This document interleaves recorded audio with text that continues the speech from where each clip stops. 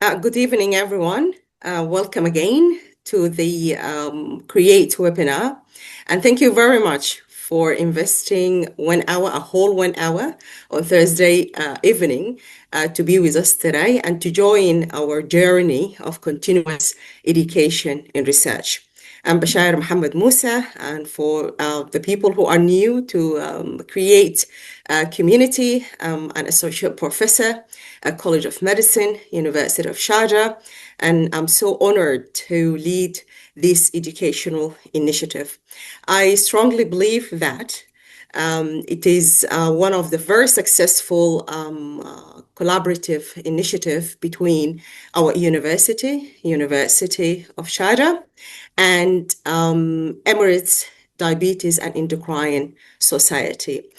We've been running these webinars for several months, and now today is our 9th webinar. So just I have for you in structure as usual to make sure that we're running the webinar in a smooth way. So if you have any questions or comments or feedbacks, please feel free to post it in the Q&A box that will be on the right side of the monitor. And right now we are live streaming the webinars, and it's available in the Emirates Diabetes and Endocrine Society YouTube channels. Also, if you would like to get the webinar after we finish, we do have on-demand request, and we were very happy to give it to you after the webinar is over. And it's very important to know that it is CME credited.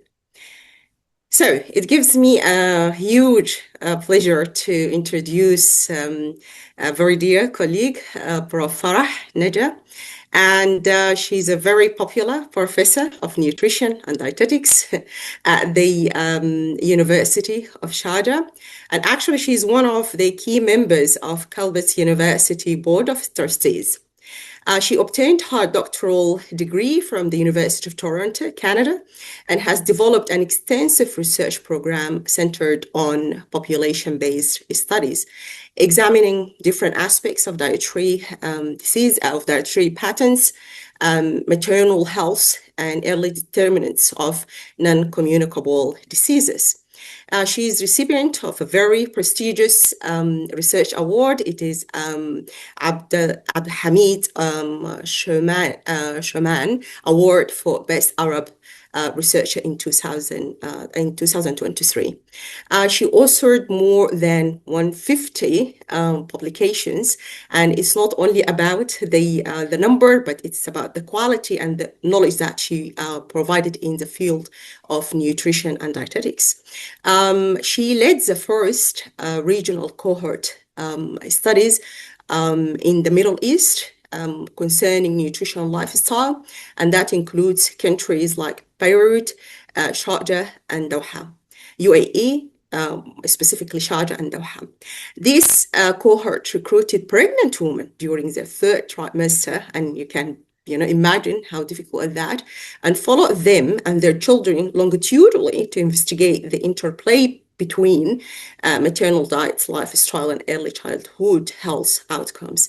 Her work generated an evidence that informs maternal health, child health, and she made an impact on the policies, guidelines, and strategies for public health. And I think this is one of the most important outcomes of doing research. And today she will talk to us about a very focused topic, which is cohort study, the power of these studies in terms of the time, exposure, and outcome. Welcome, Prof. Farah, and thank you once again for being with us today. The floor is yours.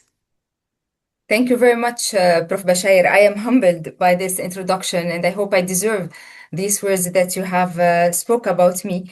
It is indeed my pleasure to be part of this seminar series, very informative and very much needed in a world that relies on AI to bring back a human experience that we have in research design and conducting research hopefully we learn from our attendees and they learn from us, and it will be a mutually beneficial experience. Allow me to share my slides. Shall we wait for attendees to join, or shall we Yeah, directly go go? ahead. That's fine. Yeah, go ahead. Yeah. All right. So just please let me know if you are seeing my slides.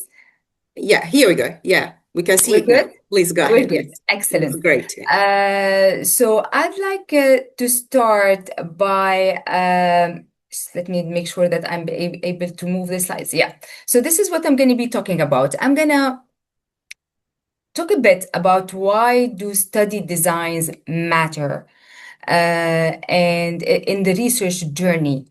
And second, I'm going to zoom in cohort studies. I'm going to talk about the good, the bad, and the ugly about these designs, and overview of my experience in conducting cohort studies in the Middle East and North Africa region, talk about the lessons learned, the caveats, the challenges, and the many opportunities we had, and hopefully end with some take-home messages, and I'll be happy to take questions at the end of this webinar. So first of all, the research journey, this is a very much I don't want to say carved in stone, but these steps are very much known to everyone, which is we start with the hypothesis, you do the study design, you pick how you're going to test this hypothesis, whether it's cross-sectional, experiment, prospective, retrospective cohorts, and then you pick your tools, the validated tools, how you're going to measure your exposure and outcome. You do your data analysis, and then you interpret the results. These are the very much hallmarks of any research journey. So our focus today will be on the study design, which is step number 2. In that, there is one very important question. Are you the one assigning the exposure? Are you the one deciding who's going to eat high fat, who's going to eat low fat? Are you the one who's going to decide who's going to gain weight, who's going to lose weight? Or are you just observing? So if you are the one manipulating your exposure, then we go into an experimental design. If you are not the person manipulating the exposure, then it will be observational. In case of experimental, the question becomes, are you randomizing? So if you are randomizing, we go into a randomized clinical trial. And if you're not, a non-random or a non-randomized controlled trial. So are you allocating your exposure at random between the groups? Yes or no? And here we go into an RCT or a non-RCT. The other arm concerns the observation studies in which we do not manipulate the exposure. I just observe what's going on. And the question becomes here, am I comparing groups? Okay, I'm observing. Am I comparing the old with the young? Am I comparing the expats with the locals? Or am I just doing a descriptive analysis? So, in that case, if I am comparing, then I look at the direction of the study. If I'm not comparing them, then I'm just doing prevalence studies, which is like prevalence of obesity, prevalence of asthma, and here there is no comparison. If I have a comparison group, then we talk about direction, which is, am I measuring exposure and outcome at the same time? And this will be cross-section studies. And I believe that Dr. Tamer Shusha, Prof. Tamer, is going to be speaking to you more about cross-section studies, inshallah, in the webinars to come. Am I starting with the outcome and then measuring the exposure? Then I will have a case control. And my star for today and my focus of today will be the cohort studies when I'm measuring exposure before outcome. Now, this tree is kind of a Bible in our epidemiological research. This is our reference. And no matter how we grow big or grow small, this will be the reference of how we decide on study designs. Now, let's go back to our research journey. As an epidemiologist, I can do wonders. I can do hypothesis. I can do analysis, and I can do wonders in analysis. I can analyze the data left. I can analyze it right. I can analyze with regressions, with descriptives, with I can conclude, I can interpret. What I cannot fix is a bad design. Now, I can fix, as I said, everything. Even if the hypothesis was messed up, we'll fix it. If the tools were we'll try to fix them. Analysis was not the right one that we have picked, meshi. We can see what we can do. What really, as an epidemiologist, cannot fix if the design was done faulty, then I will have no choice and the study cannot see the light. Now, let me take you now into more concrete examples. What I have spoken so far were just a bit abstract and conceptual. Let me show you how sometimes designs are the key in either going forward, accepting the study, or rejecting it. Let's take the example of anxiety and body weight. Does anxiety cause body weight, gain, or loss? This has been a question on the mind of many researchers. Do people, when they have anxiety or high level of anxiety, do they accrue, do they add, or lose weight? And surely enough, there was this study that have examined this association in a cross-sectional design. What I mean by that is that anxiety and body weight were measured at the same time. So they gathered people, they asked them if they have anxiety, and they measured their body weight. Surely enough, the presence of anxiety doubled the odds of excess body weight. Hallelujah. So now we have a study, we have an association, and the researchers were elated to say that anxiety causes body weight gain. So here we step back and we think, did really poor mental health lead to being overweight? Or is it the opposite? Or is it that people who have body weight or who have excess body weight are the ones, or did the excess body weight lead to anxiety? So did anxiety lead to excess body weight, or in fact, it is excess body weight that led to anxiety? We don't know. We don't know. The answer, we don't know it because of the design. So is this association true? No, we don't know. It could be in the opposite direction. So temporality is very important in this context. This kind of design did not tell me about temporality, did not tell me that my exposure, which is anxiety in this case, did not come before the outcome, which is excess body weight. Look at these. Let's look at these associations. Depression and low physical activity. Of course, there is a reverse causality. Depression can cause low physical activity, but also low physical activity can cause depression. High social media use can cause low self-esteem, but also low self-esteem can lead to a high social media use. So for this association, we're not going to use cross-sectional design. High screen time and poor sleep quality, which comes first? Which one leads to the other? If you do it in a cross-sectional manner, you cannot establish any causality in this. Now, there are certain associations. Let's take age and obesity. Is there a reverse causality in this case? Older people are more likely to be obese. But are more obese more likely? Can obesity lead to older age? No.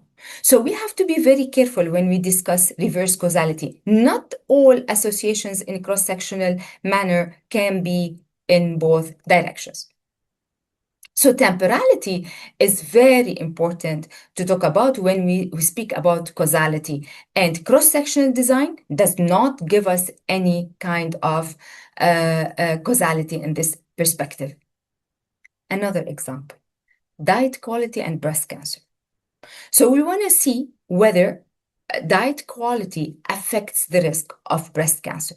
Surely enough, here comes a case control study whereby researchers have taken women with breast cancer and controls. Already the women are diagnosed with breast cancer, other women who are controlled, and they interviewed them about their past diet. So they started with the outcome and they went back to the exposure and asked them, what do you eat? What did you use to eat? And what did you use not to eat? So this is the design, which is a case control study. All of us know that patients tend to over-report their faulty habits. It is a fact of life that we deal with in research design. Patients, they tend to differentially remember their bad exposures. In that case, de facto, bad diet will be associated with breast cancer. And we have a clear case of a recall bias. So they were happy to find an association, but guess what? That association is faulty because of recall bias, because of people know that they have the disease, and when they remember differentially. So central nervous system tumors and past intake of ultra-processed food, definitely we have a recall bias. Lung cancer diagnosis and past smoking, definitely those who have the disease will remember more their smoking habits than those who are not diseased. So recall bias is an inherent or a built-in defect of case control studies. Now let's think about another exposure, smoking and quality of life. So does smoking affect quality of life? And surely enough, here is a study whereby interviewers, they sat and they interviewed the smokers and the non-smokers about their quality of life. Now, if you were an interviewer and you know the person in front of you is a smoker, you will be more likely to grade him less on his quality of life. Why? Because you know that smoking affects badly the quality of life. So, as an interviewer, de facto, you will be marking less the smokers, marking more the non smokers, because you see them in front of your eyes. And here we have an interviewer bias, because the interviewer knows the outcome and they're trying to change the exposure based on their prior knowledge. So that association, when that smoking affects quality of life, is flooded with with the defect of or the bias of an interviewer bias. So here we come. Here is our exposure. Here is our outcome. Reverse causality with other designs, recall bias, interviewer bias, in addition to other biases. So all of these are limitations of case control and cross-sectional designs when it comes to the association between exposure and outcome. And here comes our star, which is the cohort studies, the good, the bad. Let's see if that cohort solves our issues that we have just faced. So, in a nutshell, what is a cohort? A cohort is a group of people, they share a common characteristic and they are followed on the course of time. So, how does it flow? We define our exposure, we recruit the cohort, and we follow over time, and then we measure the outcome. This is in very simple terms what cohort studies are. So let's see if it solves the problem of temporality that we have spoken about a few minutes back, which is exposure and outcome measured at the same time. So if in the case of anxiety and obesity, our issue was we didn't know which one came first. But if that was a cohort study, then we would have measured anxiety at baseline, followed up, and we would have solved the issue of reverse causality because anxiety and body weight are not happening at the same time. Let's look at the recall bias. So the recall bias, we spoke about it as patients remembering differentially their exposure. And we spoke about diet quality and breast cancer in the case control study.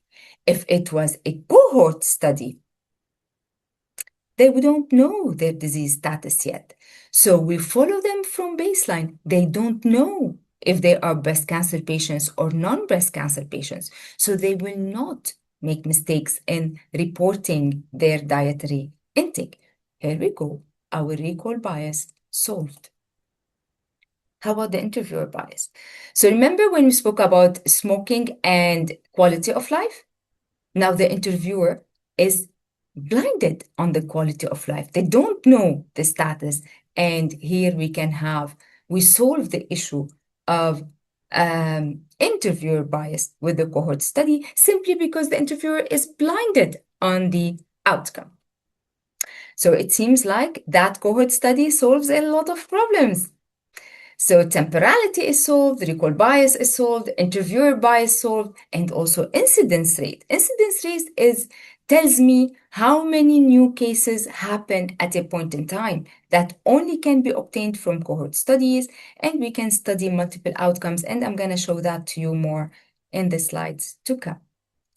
So one would think, well, if it's so nice and so brilliant and solves our problems, then why don't we do it all the time? We're going to look at the challenges with cohort studies in a minute. But just to put things into perspective, cohort studies fall in the middle when we speak about the evidence hierarchy. They are definitely stronger than case control and cross-sectional, low or bit weaker than randomized controlled trial and systematic review and meta-analyses. Now here I'd like to throw in a word of caution. When we say stronger evidence does not mean one is better than the other. Yani, if I want to study the prevalence of obesity, cohort studies are no good. Only cross-sectional studies would do it.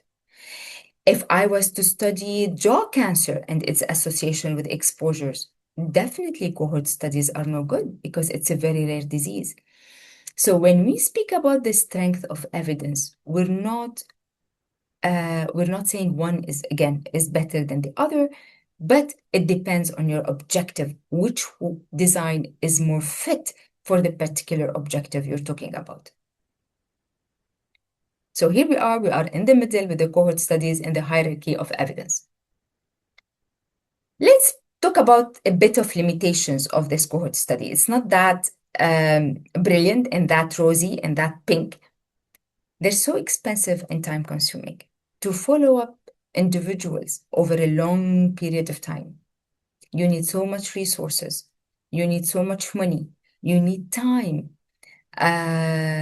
to recruit and to follow up. I mean, certain cohorts are over 50 years of age, more than 60 years, the NHANES and the other cohorts, the physicians cohort, the nurses cohort studies, lots to follow up. I mean, those who do research know that subjects do not stay in the studies. Sometimes they drop off.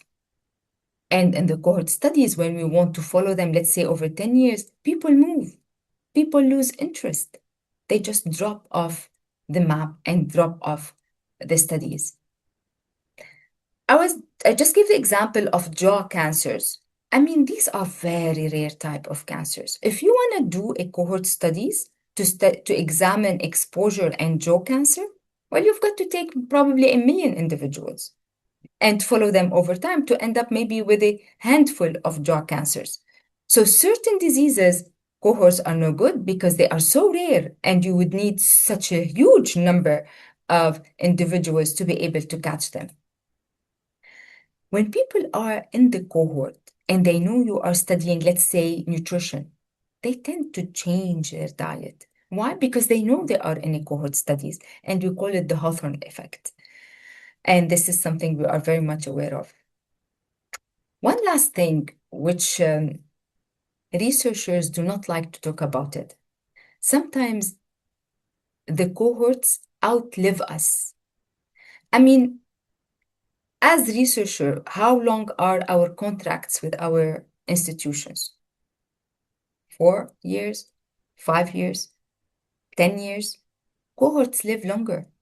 So our shelf life even is shorter than a cohort. And this is why many research be like, why shall I start a cohort that's gonna live 15 years if I'm only staying in this institution if my contract is only 4 years?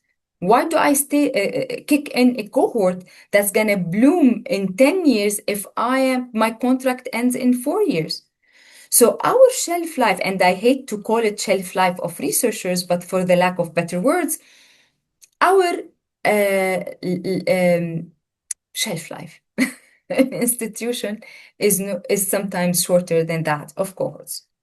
With all these challenges now and opportunities, let me take you into my journey talking about cohorts in the Middle East and North Africa region. Let me tell you how the idea was born and what happened throughout. So that idea started between Lebanon, Qatar, and the United Arab Emirates, and we were looking at mothers and child cohorts aiming to hit non-communicable diseases. Now, why non-communicable diseases? And this is the what kills us. What are the diseases that take our lives? If you look at 2021, it was COVID at the top. And then you have heart disease, stroke, COPD, and then diabetes is somewhere, lung cancer, and neonatal disorders were also there. Now let's look at the 2023. Heart disease are back up. COVID dropped down, but heart diseases and cardiovascular diseases, non-communicable diseases jumped back up at the top of the rank. So it doesn't seem we're doing anything better. It doesn't seem that we are tackling these diseases. So this is not a glitch. The screen is black, but there is one window on the screen, window of hope, that these diseases are preventable. So as much as black that the screen was, there is a bright window that we can stop them and we can prevent them. Now, how to prevent them? Here are the leading risks. Here are the leading exposures that lead to cardiovascular diseases. And look at that. 8 out of the top 10 exposures are linked to diet. So if any nutritionist or dietitian is listening to me today, guys, we are in business. It is our game. 8 out of 10 are related to nutrition: blood pressure, blood glucose, low birth weight, body mass index, kidney dysfunction, high cholesterol, child growth failure, lead exposure. It's all what happens, what goes into the mouth. It's all about nutrition.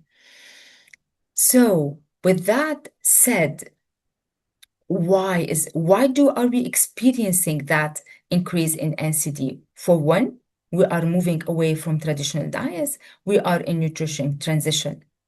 For two, we're not moving.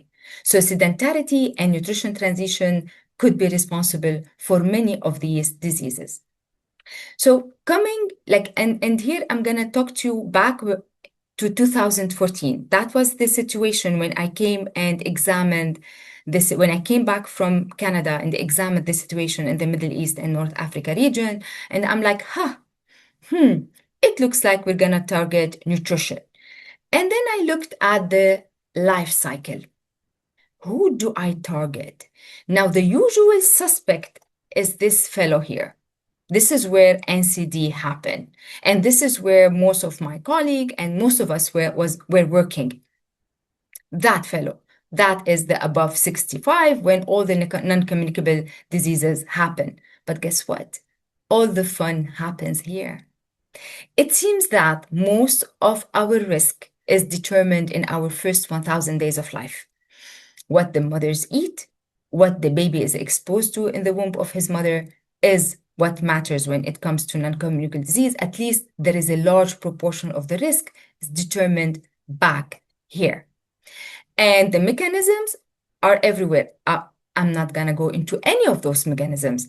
But what I want to show you is that these mechanisms tell us how what happens in the womb affect adult metabolic diseases.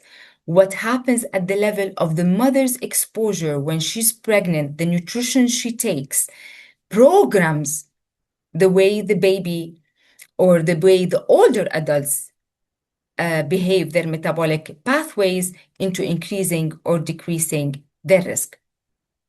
So, in a nutshell, to summarize these complex mechanisms, inadequate nutrition during pregnancy causes imbalance of bioactive molecules that are involved in epigenetic changes and whatnot, and they alter DNA methylation and histone modification, epigenetic changes in a nutshell, and they affect the adult diseases.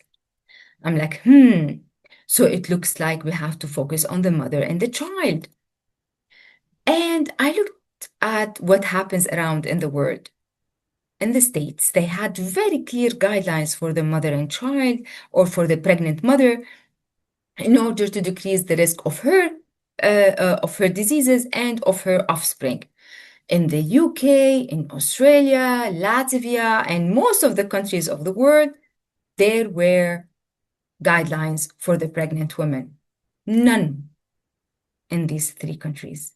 And this is, I'm talking back in 2012, 2013. There were no guidelines for pregnant women. I'm like, why do we not have guidelines for pregnant women? I mean, they are so important, as we have seen, the biology, the burden of disease, the risk factors, all are pointing towards guidelines for pregnant women, dietary guidelines, but there were none. Why? Because to develop guidelines, you need cohorts. You need to establish causality. You need an exposure before an outcome. So we needed cohorts. Let's look at the word. Well, it looks like mothers and child cohorts were everywhere in the world, whether in Europe, in the Americas, or China or Australia. Let's zoom into our part of the world. None. No nutrition mother and child cohort whatsoever in our part of the world. Here comes the motivation that then maybe we have to launch the cohorts in our part of the world and start producing guidelines that are. And here I'm gonna pause a little bit and explain what was happening in the countries back in 2010. We were importing guidelines and Arabizing them and calling them ours. And guess what? They don't work. When you import guidelines from America that say increase your tofu intake, it's not gonna work because we don't eat tofu. When we import guidelines telling us to limit waffles and muffins, we don't eat them. Arabizing or making them Arabic do not make them our guidelines. They remain as guidelines made outside, translated into Arabic. So we decided maybe we should start doing our own guidelines and doing our own cohort studies. And here started the work, and that work started back in 2011, 2012. We attracted grants, we wrote grants, and we got over $2 million in grants. Ministries and governments from these three countries were involved. Over 15 researchers were involved, 4 academic institutions, big universities were on board, and more than 30 research assistants were on board. So these were the logistics that were being prepared in the 3 countries to launch the cohorts. And voila, we designed the cohorts and we published their methodology. One of them was called MISC.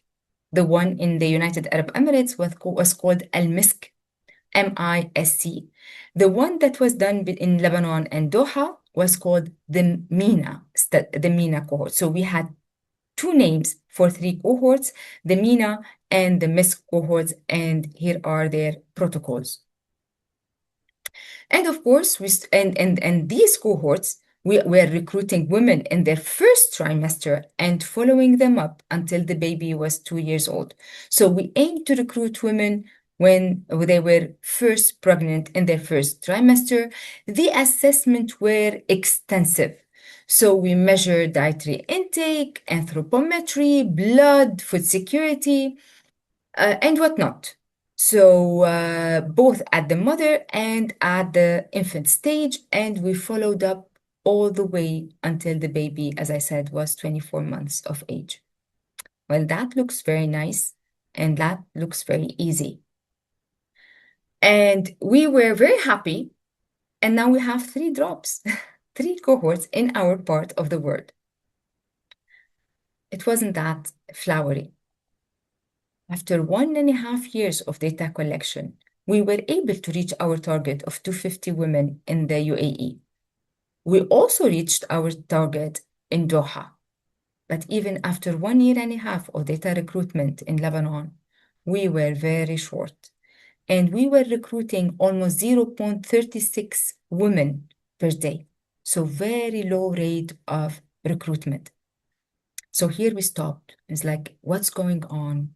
Why do women not want to participate in research? Why do they not want to be part of cohort studies? And I think that topic is going to be tackled in this webinar series as well, recruitment. And I believe it's going to be by Professor Hamza, recruitment for research studies. And you know what? I was so frustrated. I'm like, we've done everything correct. Here we have the funds, we have the backup of the ministries, the countries are behind us. Why are just women not participating? And the researcher I am, I launched a study to understand what happened. So in every 10 women approached, only 4 said they want to participate. Of those 4, only 1 stayed. So, in other words, from every 10, 1 stayed. Every 10 women who were eligible, only 1 was on board. I'm like, you know what? Let's study that. Let's do a study to examine what are the factors that makes a woman come on board or decide not to come on board in a research study. So the results showed that there are personality factors. Some women just choose, they are shy, they're not outgoing. So personality plays a role. Exposure to research. And here I'd like to highlight one thing. Our women in our part of the world are smart. They're smart.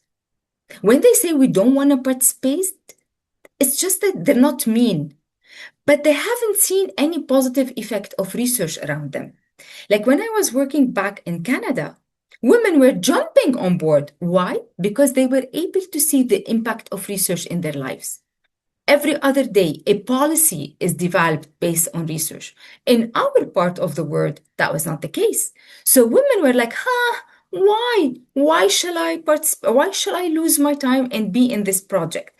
So familiarity and exposure to research were a big issue. And in the middle were the research characteristics. And in the middle were how much time I needed to spend with the women. The more time, the less likely. And in the middle, where am I going to take blood? Then maybe I don't want. So there were factors very much related to the research, not to the women, that affected them being on board. Now, there was something very particular that made the whole difference for us. Our research assistants were wearing white coats and holding electronic tablets in their hands for data collection. And they approached the women saying, we come from the American University of Beirut, and we would like to follow you over time, over years and years. Well, those of you who know the context of Lebanon, it is a conflict zone. And for women to feel that they're gonna be followed by Americans with tablets and electronic devices, that used to deter them. And we didn't know that. We were blinded. I mean, I thought they looked professional. I thought tablets were a plus, but in fact, it was not. Women were very reluctant, were very scared when they saw American and follow-up and electronic and digital. So that study, in fact, was extremely informative. I published it, and We had recommendations coming out of it on how to tackle each and every of those factors that stopped or hindered our recruitment. So we did that study. It was very informative. We changed our recruitment strategies, and surely enough, we reached our targets. And here came our fruits. Our first publication was in 2019, showing a very high prevalence of pre-pregnancy overweight and excessive gestational weight gain, both in Lebanon and Qatar, and we showed negative effects on birth outcomes. Also in 2019, this time in the UAE, alarming prevalence rates of inadequate gestational weight gain and gestational diabetes, and pre-pregnancy BMI being the main culprit in affecting these excessive weight gain. And here we can beautifully see how we can talk about determinants. We have temporality in these cohort studies. In 2020, we studied dietary patterns and gestational weight gain, and we showed that adherence to a diverse diet limited excessive and insufficient weight gains, and that was in the UAE. 2020 also, postpartum, now our women delivered, and they are in their postpartum. And we showed that at 4 months, women retained 3 kilograms, while at 6 months, they retained on average 2 kilos, and consumption of trans fat, sodium, and cholesterol during pregnancy increased more weight retention. 2022, here we started studying the Mediterranean diet, and adherence to the Mediterranean diet was shown to reduce gestational weight gain and postpartum retention. Now, the reason I'm showing you these studies is to give you an idea about the wealth that can come out of cohort studies, and how we are confident now we can speak about temporality, we can speak about causality, we're not worried about recall bias or interviewer bias. Here we spoke about knowledge, attitude, and intention to breastfeed with actual breastfeeding and feeding habits in both Lebanon and Qatar, and we showed the suboptimal knowledge and attitudes towards breastfeeding and their association with infant feeding practices. Maternal characteristics and infant feeding in the MISC cohort in 2024, 2025. Infant, now the offsprings are there. Our children have grown, and we have now young children who are 18 months, and now we can talk about their complementary feeding, and that was in 2025. So, in a nutshell, it took us around 3 years to get approvals, funding, and to write our proposals for these cohort studies. Recruitment, the launch of these cohort studies, both in the UAE, in Lebanon, and Qatar, took 3 years to recruit, to launch the cohorts and to recruit. And since then, we have been reaping the fruits of these cohorts with over 30 publications.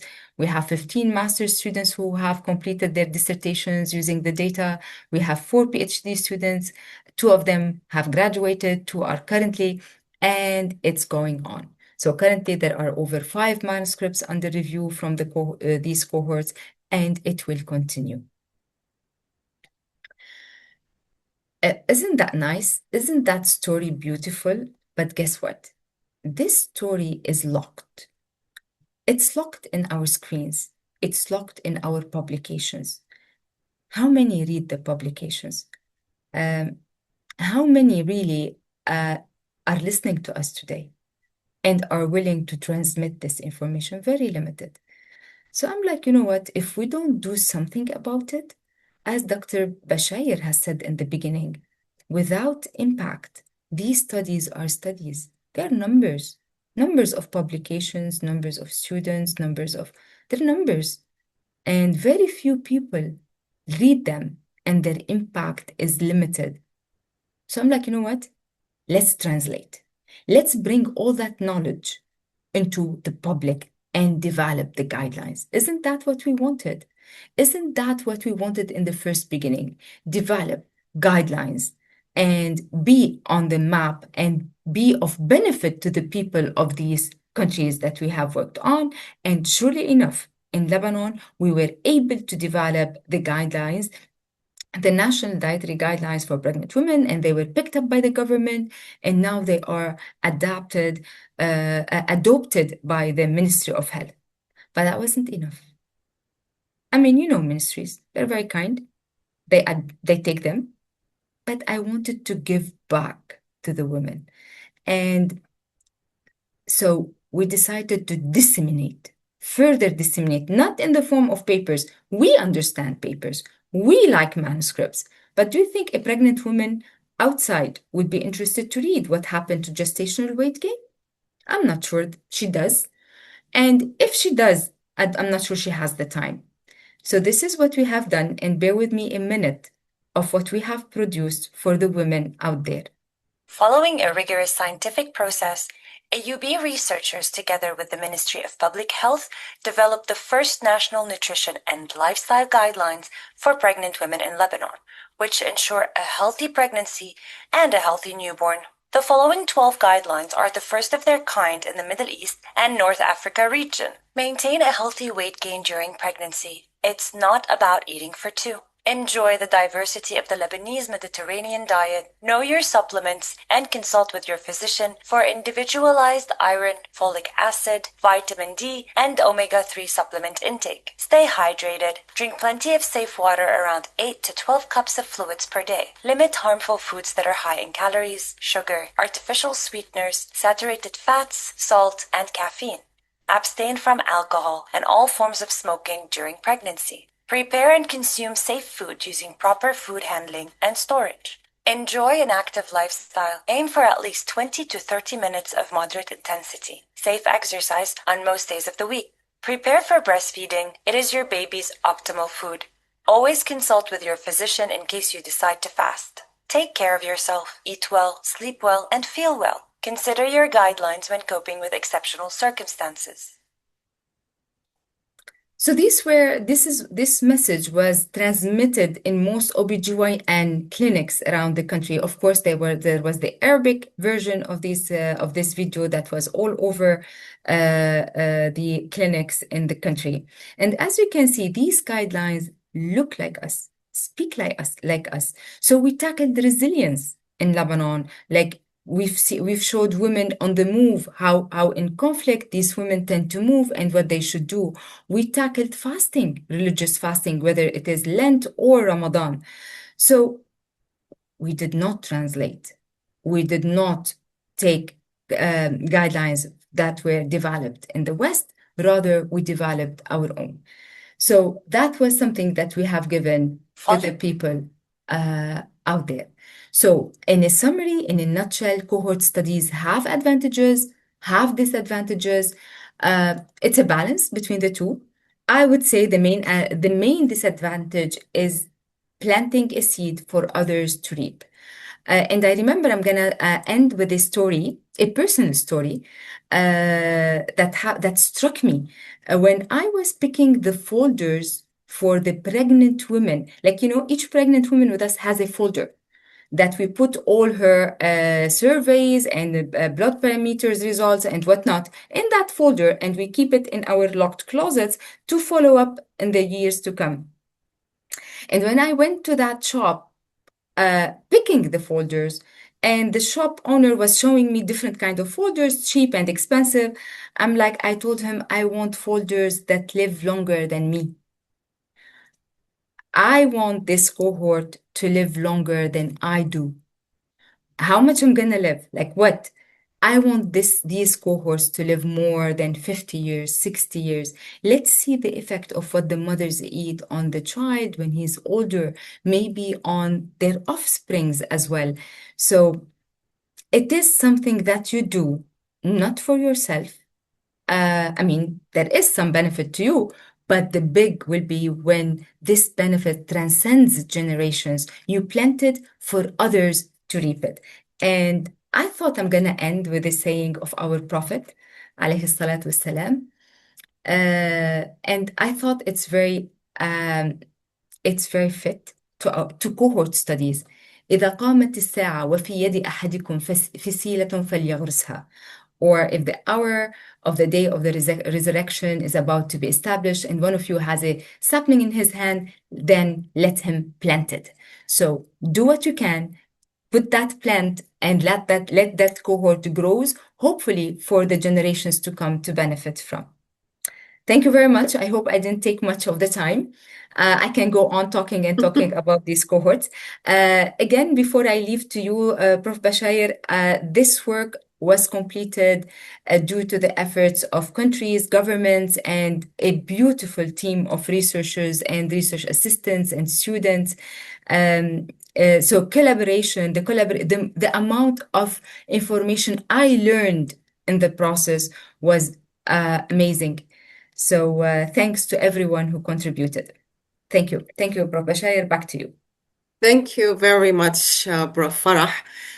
Such an excellent, enjoyable, and sensational presentation. I really enjoyed every single second of it. Thank you very much for giving us this experience, and we really, really appreciate it.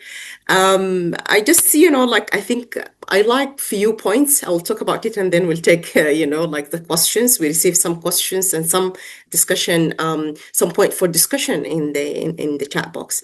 I really love the idea or the concept of saying that there is always a window of hope when it comes to your experience. But I think, this is kind of, I can reflect on that based on the C.R.E.A.T.E webinars, because what was happening, we were always talking, whenever we get together, we're talking about the challenges that we're facing in research, especially in translation research between, our basic scientists and clinician, and how we can kind of bridge this gap.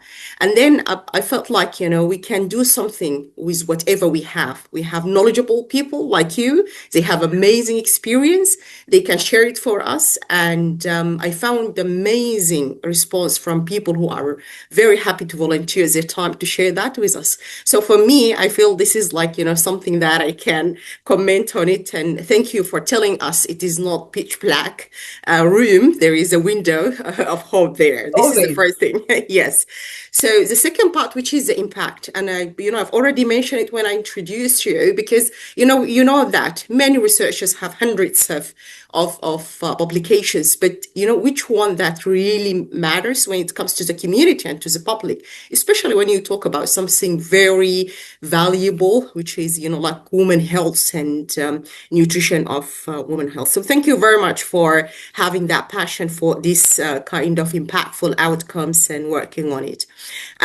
Also, the third point that I really liked is, when we do research, we always, as scientists, we're thinking about the proposal, the research question, how we're going to get it. And, even for the recruitment, we face a lot of challenges, I think, because of something that you mentioned. One of the very important things that you have to think of is the culture of these people, the environment, what they're going, through, is the context of it. Because you can face a lot of challenges, you don't know the root cause for it. So by, having that awareness, I think it is something that I admire so much. And thank you once again. Now we'll go through some of the questions that we have, and we have some point for discussion from the audience. So if we, you talked nicely about how you involve different countries. And when it comes to the cohort study, is it something that you can generalize in the same region? For example, you had your part in Qatar, for example, or UAE. Do you think using this kind of outcome from cohort can be applicable for a population women in Oman or in Saudi Arabia? Is the same region, or no, you still need to recruit women from there? That's a tough question, Prof. Bashair. Ideally, yes, we need to have a cohort in each country. Each country's habits are different. Now, why is that? Because diet is very context specific. Let's say if it was smoking, or if it was any other kind of exposure that is uniform, or that it doesn't, like a cigarette smoking is a cigarette smoking, whether it happened in Lebanon, Qatar, Saudi, but diet is very particular to a population. So this is why I always prefer for dietary guidelines to be context specific. We are an exposure like no other. Mm, We're not let's say drug addiction or adherence to medication. We are very much embedded in a culture as dietary exposure. And second, our countries are different in terms of context. So if we look at Lebanon, the guidelines that focused on Lebanon focused a lot on resilience, on food security, on food safety. Now, luckily enough, in other parts of our same region, these are not of concern. So mm, let's say food safety is not much of concern in a country like the UAE because it is regulated. So though we have similarities, I would still encourage each and every country to have their own ongoing cohorts and to have their own context-specific guidelines. There is no harm in being inspired by the surrounding, but specificity when it comes to dietary intake is very important. mm. Yeah, thank you very much. And I think this is depends on many, as long as you have available resources, I think it will be much to kind of do as much as you can, include as much as you can in terms of the population. There is a question. I think the person joined a bit late because she's asking, or the researcher is asking about, like which one is stronger, or what's the difference between the cohort and the retrospective. And I think you explained that clearly. So I don't know, do you want to just quickly comment, why I, cohort is I, I hate to say which design is best. There is mm, always the best design for the hypothesis. mm, Even if it is a case report, which is considered the lowest of the evidence, certain designs are only addressed through case reports or ecological studies, which again are considered at the bottom of the evidence pyramid. But certain questions can only be addressed. So there is the most fit design for the research question. Now, in terms of strength of evidence, cohort is somewhere in the middle. But which one is better than the other? It depends on the research question. yeah. I do have another question, but it's repetitive of something that you mentioned, which is related to the strongest, which one the strongest evidence. But I do have a very interesting, I would like to jump to this point. Of course, I received several messages saying, thank you very much, very excellent presentation. Many people thank you for your My excellent pleasure. presentation.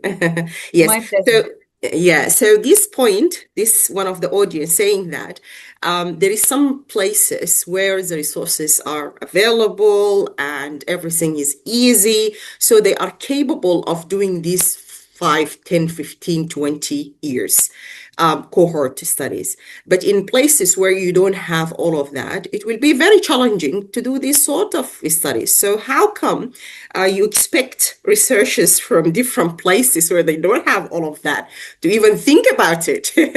Like why are you expecting people to think about it? And especially when you target something like maternity or maternal health or women health.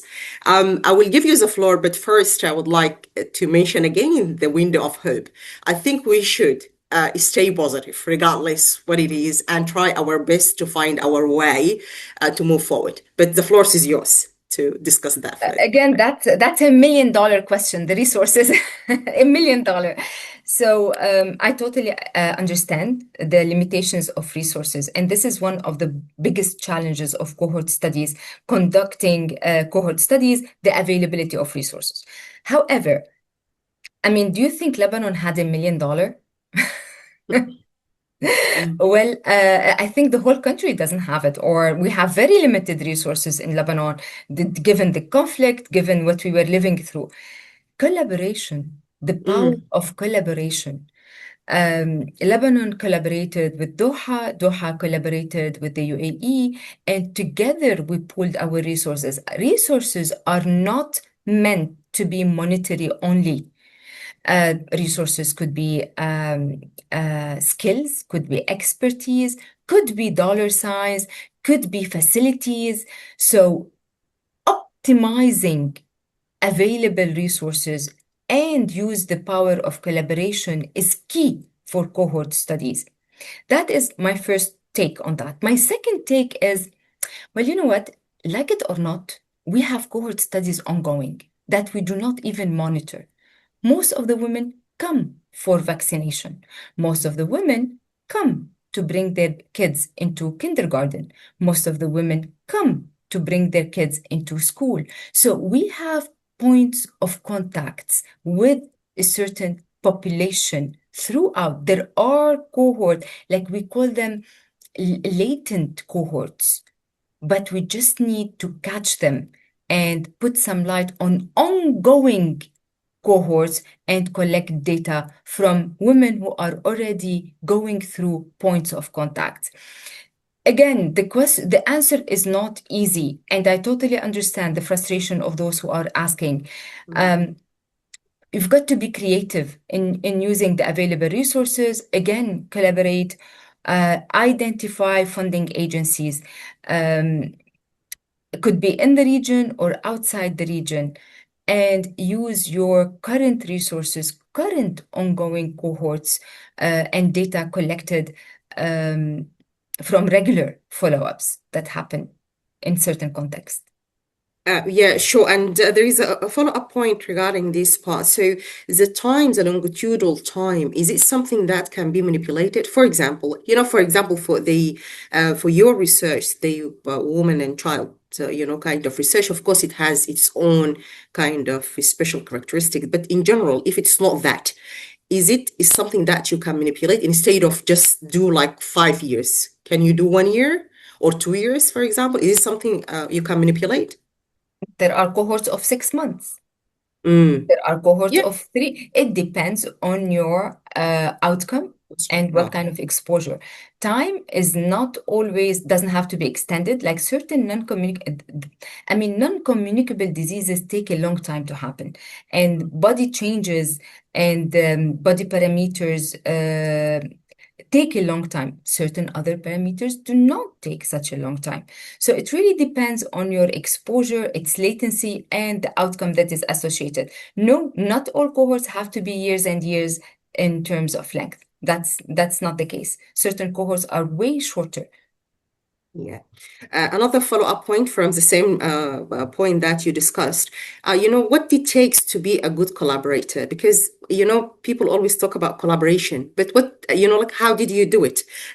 What it takes to be a good collaborator with people from different places, different backgrounds. You know what? There are so many philosophies in here, and I can speak for hours. Um, But there is a saying, and I think it's a hadith, that do to the others what you would like others to do to you. Correct me, Mm. Prof. Bashir. Mm-hmm. يعني it has to be a win-win. Mm. This is the base of collaboration. I Mm. cannot go and ask Prof. Bashir to do things for me, and then there is nothing that she can. This is a human nature. There should be a mutual benefit for both of us. So, one mutual benefit, a win-win relationship. It doesn't have to be monetary, it doesn't have to be publications, but there has to be a win for each of the parties. The second pillar of collaboration is transparency and documentation.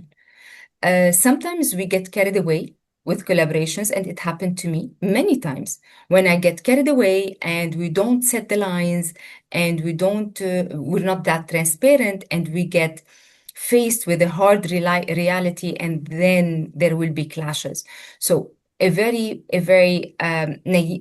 simple example is that you want to collaborate on a paper, even at the hypothesis generation stage, decide who's the main author, Mm. decide who's the main lead, and be transparent. So build it on a win-win relationship, transparency, and setting the lines. And by the third, and I'm gonna end with that third point, is document, especially with collaboration that happen between countries. To Mm. whom does the data, to whom do the data belong? Document it. Non-disclosure agreements, when I send data to Qatar or to Lebanon or to the States, that data is money. So when I Mm. send it, it has to be bound and guarded by agreements. So documentation and following the rules for documentation is very important to ensure a healthy collaboration. So these are just the top three that come to my mind. Just like establish a win-win, be transparent, and set the rules of the game, and follow a very strict documentation and agreements protocol in any collaboration. Yeah, so I still receiving more question, but for the sake of time, we don't want to keep you the whole night. So I will It's my just, pleasure, Prof. Bashayr. thank you. You know where I am, so I can Yeah, stay. I know. You're still in You the know office, exactly where Thank I you am. very much for that. It's Thank my you very much. pleasure. We really appreciate it. My So there pleasure. is, like suggestion, somebody suggesting that instead of doing cohort studies in each country by its own, what about you approach a entity like Golf Council or GCC to collaborate with them so that you can have a multi-center through them to include as many countries as you can. This is a very optimistic suggestion, I think. Yes. Hallelujah. Yes. Be my guest. It's amazing This suggestion, but is like yeah, utopia. I would love to. yes, But but it's believe me, starting with three countries kicking off the same cohort in three countries was a challenge. Why not? I mean, we wouldn't say no to an opportunity, and this is definitely a great one. Inshallah, I yeah. hope. It is a suggestion, and we'll take it. We have something, like a very interesting, again, a suggestion. She's saying that all this amazing research you've done, um, she feels that it needs to be kind of shared with more hospitals in here. She has, like a special kind of personal, I think, pregnancy experience. And she said that she would love to have the guidelines and she would love to know about this. And she had it here in UAE. So she just suggesting that why you don't kind of spread the word more in the public hospital, especially she delivered in a public hospital. She's right. I am wrong.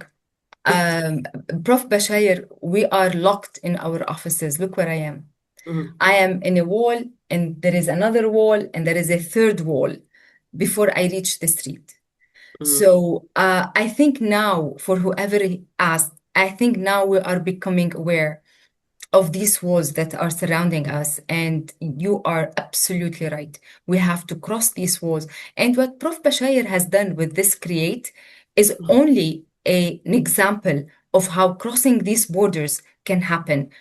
We are now becoming more and more aware that we were locked in our silos. And yes, we should go out with our research, with the results of our research, out to that boulevard and spread the message and follow the footsteps of the great Prof. Bashayr and hopefully do something to that effect. Thank you very much, Dr. Farah. We still have some question. We will think about finding another time to maybe send it to you and Inshallah. we get the responses. My But pleasure. thank you. Thank you once again. It was very Thank you. It enjoyable. is It was definitely great my having pleasure. you. My pleasure. Thank you for those who Thank you. attended and asked questions. And I hope to have a chance to connect with you in other platforms. Good luck, Dr. Thank Bashayr, you very for much. the Thank you other very much. Take challenges. care and have safe trip back home. This is the most important thing. Take You take care. care. Bye bye. Take care. So, as usual, we would like to remind you about the CMEs and what you need to do to get it at the end. So please make sure that you fill in the evaluation form that will be sent by our technical team so that you get the CMA credits after after the last webinar in this series of C.R.E.A.T.E webinar. So just going to the next, I'm trying to go to the next one. So I'm happy to tell you that we're continuing the journey of focus topics. And next time we will talk about cross-sectional, which is, like it seems to be needing less resources compared to the cohort, although it has its own limitation. So next webinar on the 14th of May, we will be talking about that with Prof. Tamer.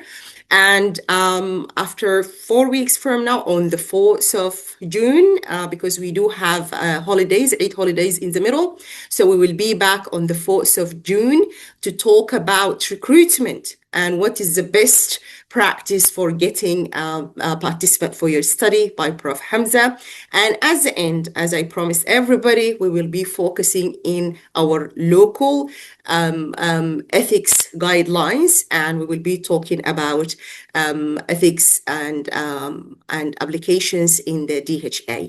That will be on the 25th of June by Miss Mada. So our next webinar, you can now scan the QR to get the registration for the cross-sectional studies for the 14th of May. So please feel free to scan the QR code, or you can do it through the link when you receive an email from our technical team. So also I would like to remind you about something very important, which is a master degree in diabetes management for all people who are interested in advancing their career in diabetes. If you want to enhance your knowledge about diabetes, if you want to do research in diabetes, our master degree and our master course in diabetes management is the best for you. So please feel free again to scan the QR code for the program details and for the registration details, and everything is available at the University of Sharjah website. At the end, again, thank you very much for everyone who is spending 1 hour or more to learn more about research. I enjoy your company. Have a great weekend and see you next time.